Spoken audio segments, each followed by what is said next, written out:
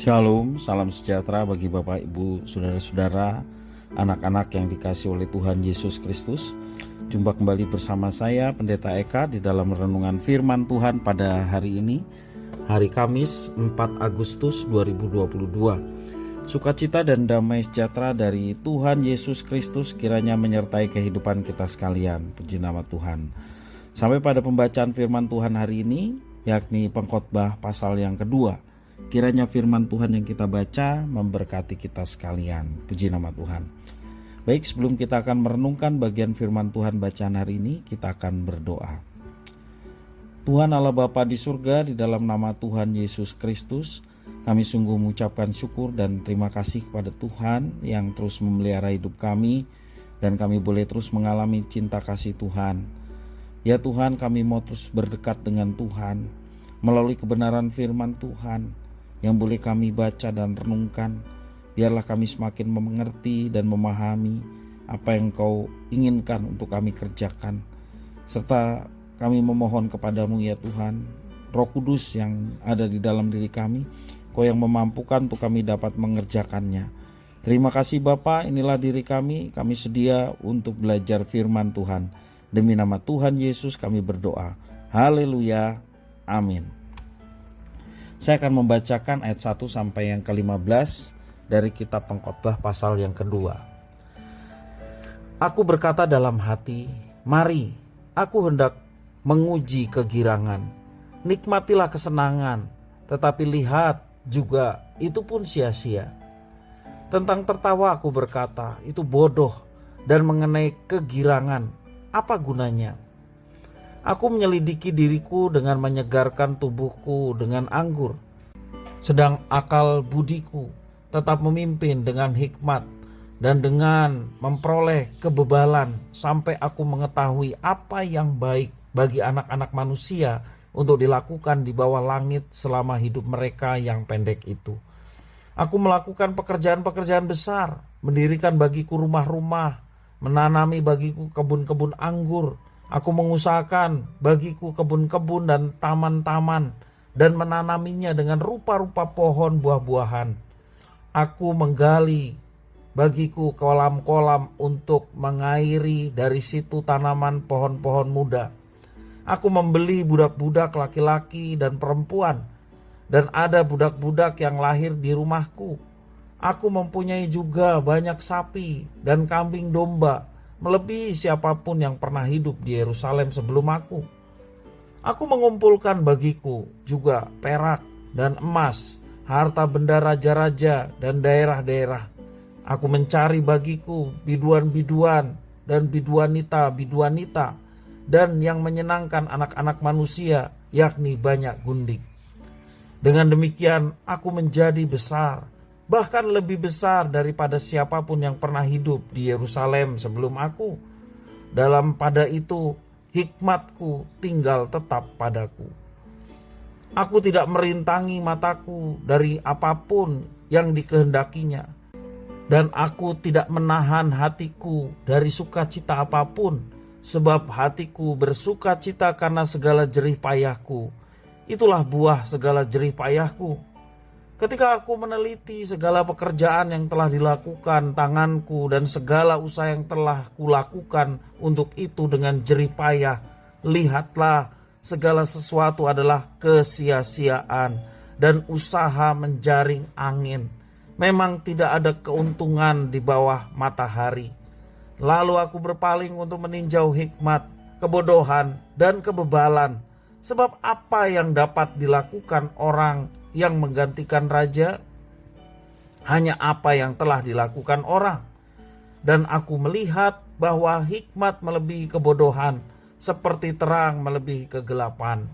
Mata orang berhikmat ada di kepalanya, sedangkan orang yang bodoh berjalan dalam kegelapan. Tetapi aku tahu juga bahwa nasib yang sama menimpa mereka semua. Maka aku berkata dalam hati, nasib yang menimpa orang bodoh juga akan menimpa aku. Untuk apa aku ini dulu begitu berhikmat? Lalu aku berkata dalam hati bahwa ini pun sia-sia.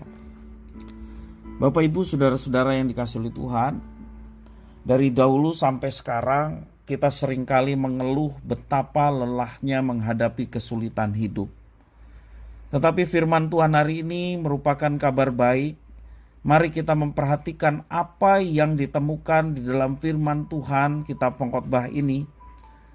Ada sosok pengkhotbah yakni Raja Salomo anak Daud. Ia sangat kaya dan berdaya upaya mencari kunci kehidupan melalui semua kesenangan yang dapat dibeli dengan harta. Itu dituangkan di dalam ayat yang keempat sampai yang ke-8. Kalau kita perhatikan dalam teks Pengkhotbah pasal 2, ada kata bagiku. Itu muncul 8 kali dalam teks bahasa Ibrani. Seperti mendirikan bagiku rumah-rumah, menanami bagiku kebun-kebun anggur, mengumpulkan bagiku perak dan emas, mencari bagiku biduan-biduan dan biduanita-biduanita. Hal itu memperlihatkan bahwa Raja Salomo melakukannya untuk kesenangan belaka karena fokus pada diri sendiri dengan kata bagiku. Pada saat yang sama semua yang dilakukan berdasarkan akal budi Salomo dan juga hikmatnya di dalam ayat 3 dan 9. Dalam pencarian arti hidup melalui semua kesenangan, pengkhotbah melihat bahwa semuanya itu adalah kesia-siaan belaka. Bahkan digambarkan seperti usaha menjaring angin. Menjaring angin adalah sesuatu yang sia-sia. Mengapa demikian? Ia tidak dapat menemukan arti hidup yang sejati melalui semua kesenangan yang diperoleh olehnya. Tetapi ia menemukan sesuatu dari hasil uji coba tersebut, yaitu hatinya bersuka cita karena segala jerih payah, dan itulah buah segala jerih lelahnya. Walau ia tidak mendapatkan arti hidup yang sejati dari semua eksperimen terhadap kesenangannya, setidaknya ia telah menyelidiki apa yang baik untuk dilakukan oleh manusia. Dan akhirnya ia dapat menikmati jerih payahnya. Di dalam hal ini pengkhotbah menyampaikan bahwa ada buah dalam jerih payah hidup. Artinya dalam jerih payah ada kenikmatan dan rasa manis yang diperoleh oleh sang pengkhotbah. Seharusnya hal itu merupakan penemuan yang menggembirakan manusia. Meskipun Tuhan menghukum manusia akan keberdosaannya, ia juga memampukan manusia dapat menikmati hasil jerih lelahnya. Kalau kita perhatikan di dalam ayat yang ke-24 dan 25, kitab Pengkhotbah pasal 2 mengatakan, tidak ada yang lebih baik bagi manusia daripada makan dan minum dan bersenang-senang dalam jerih payahnya. Aku menyadari bahwa ini pun dari tangan Allah. Karena siapa dapat makan dan merasakan kenikmatan di luar Dia? Juga di dalam Pengkhotbah pasal 3 ayat 12 sampai 13, pengkhotbah menuliskan bahwa Tuhan memampukan manusia untuk dapat menikmati hasil jerih lelahnya. Dalam Pengkhotbah pasal 3 ayat 12 dan 13, firman Tuhan mengatakan, aku tahu bahwa untuk mereka tidak ada yang lebih baik daripada bersuka-suka dan menikmati kesenangan dalam hidup mereka. Dan bahwa setiap orang dapat makan, minum, dan menikmati kesenangan dalam jerih payahnya, itu juga adalah pemberian Allah. Bapak Ibu saudara-saudara yang dikasihi oleh Tuhan Yesus Kristus, ketika kita merasa letih lesu, jangan lupa bahwa ada kenikmatan di dalam jerih payah yang kita alami. Ada rasa puas dan kenikmatan setelah kita melakukan sesuatu yang baik. Marilah kita belajar untuk merasakan kenikmatan dari hasil kerja keras tersebut. Karena Tuhan menolong, Tuhan menyertai dan memberkati setiap apa yang kita kerjakan. Lebih-lebih kita juga di dalam iman kepada Tuhan Yesus diajarkan, apapun yang kamu lakukan, lakukanlah seperti untuk Tuhan dan bukan untuk manusia. ketika kita melakukan segala sesuatu untuk Tuhan, pastinya kita melakukan sesuatu yang baik. Pastinya kita melakukan sesuatu yang berkenan. Pastinya kita melakukan sesuatu yang tidak melanggar dari apa yang dilarang oleh Tuhan. Dan ketika kita lakukan itu, bahkan mungkin dengan jerih lelah kita, firman Tuhan mengajarkan bahwa jerih lelahmu tidak sia-sia. Artinya kita akan bisa menikmati juga jerih lelah yang tidak sia-sia itu akan mendatangkan hasil. Marilah kita menjalani kehidupan ini.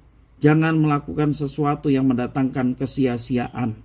Jangan melakukan segala sesuatu dan menganggap bahwa semua itu terjadi karena aku yang berjuang, karena aku yang melakukan. Ketika kita lelah karena apa yang dilakukan, semuanya itu akan berakhir begitu saja tanpa ada kepuasan. Marilah kita melakukan segala sesuatu seperti untuk Tuhan dan bukan untuk manusia. Maka yang kita lakukan yang terbaik, dan dengan demikian bahwa kepuasan itu akan dinyatakan dalam setiap apa yang kita kerjakan. Kiranya firman Tuhan memberkati kita sekalian. Mari kita berdoa. Tuhan Allah Bapa di surga, di dalam nama Tuhan Yesus, kami sungguh mengucapkan syukur dan terima kasih kepada Tuhan yang memberkati kami dengan firman Tuhan. Walaupun segala sesuatunya akan menjadi sia-sia ketika kami tidak melibatkan Tuhan. Karena itu kami diajarkan bahwa segala sesuatu yang kami kerjakan, kami mau melibatkan Tuhan. Baik dalam perencanaan maupun segala yang kami kerjakan. Sehingga apa yang kami kerjakan, karena kami melakukannya untuk Tuhan, tidak menjadi kesia-siaan, tetapi boleh bermanfaat bagi diri kami, terlebih bagi orang lain. Nama Tuhan dipermuliakan melalui kehidupan kami. Terima kasih Bapa atas firman-Mu. Demi nama Tuhan Yesus kami berdoa. Haleluya. Amin.